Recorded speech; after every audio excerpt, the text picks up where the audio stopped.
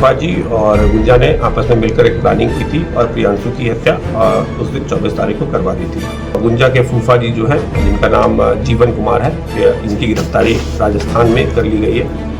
नमस्कार, bullet news TV देख रहे हैं आप और मैं हूं आपके साथ अंगद शर्मा। देखिए, प्रियांशु हत्याकांड जो पूरे देश में चर्चा का विषय बना हुआ था और प्रियांशु हत्याकांड के मुख्य आरोपी जीवन प्रसाद जो पुलिस के हाथ से भागते हुए नजर आ रहा था, वही जीवन प्रसाद को अब पुलिस ने धर दबोचा है। आपको बताते चले कि जीवन प्रसाद को राजस्थान के एक निजी होटल से गिरफ्तार किया गया है।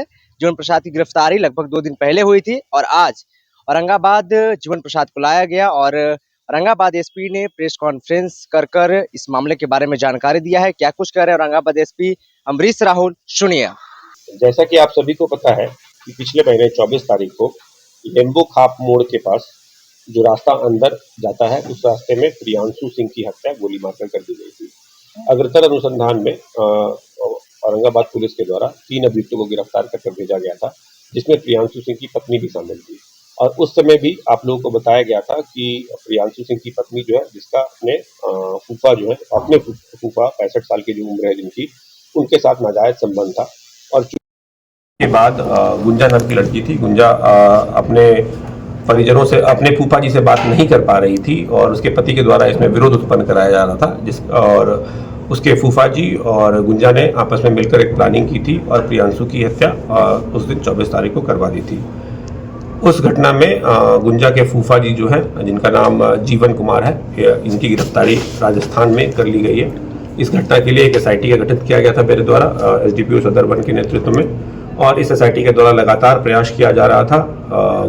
जीवन सिंह जो है वो गिरफ्तारी के डर से पहले ये रांची गए थे, फिर रांची से ये दिल्ली गए थे और फिर दिल्ली से जाकर ये राजस्थान में छुप कर बैठे हुए थे।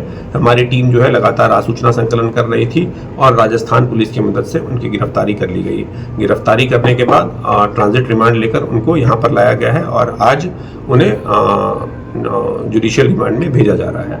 जब इनसे पूछताछ की गई तो इनके द्वारा अपना अपराध स्वीकार किया गया और इनके द्वारा बताया गया कि गुंजा की शादी जो है वो इनको बिना बताए कर दी गई थी, क्योंकि इन्होंने पहले 2 बार गुंजा की शादी को कटवा दिया था।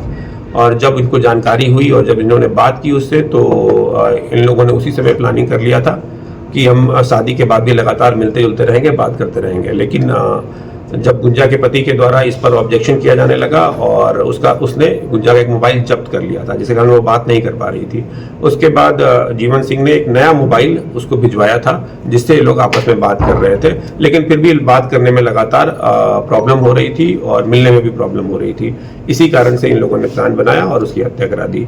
जो शूटर हैं, जिन्होंने गोली चलाई है, जिसके द्वारा हत्या की गई है, उनकी पहचान हो गई है। उनकी अभी तक गिरफ्तारी हो नहीं पाई है, लेकिन SIT जो है लगातार उनके पीछे लगी हुई है और कुछ ही दिनों में सभी शूटर्स की भी गिरफ्तारी कर ली जाएगी।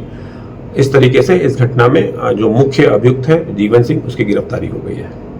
कितने शूटर थे? 4 लोग थे, 2 मोटरसाइकिल पर 4 लोगों की बात अभी सामने आई है और 4 लोगों की पहचान करते हुए गिरफ्तारी कर ली जाएगी। शूटर जो थे वो स्थानीय थे या बाहर से हायर के? ये लोग सभी के सभी झारखंड के डाल्टनगंज के आसपास के रहने वाले हैं। वहां से ये लोग आए थे और घटना करके वापस वहीं चले गए थे। सभी शूटर्स की पहचान झारखंड के रहने वाले लोगों के रूप में ही हुई है। अभी तक कितने दिन रिमांड पर रखा गया? अभी तो 3 दिन का रिमांड वहां से हम लोगों ने ट्रांजिट रिमांड लिया था। अभी अगर आवश्यकता पड़ने पर पुनः पुलिस रिमांड लिया जाएगा। ये सारा भी जेल जाएंगे यहाँ की? फिर नहीं, ये यहीं पर जेल जाएंगे। इनकी गिरफ्तारी इसी कांड में हुई है।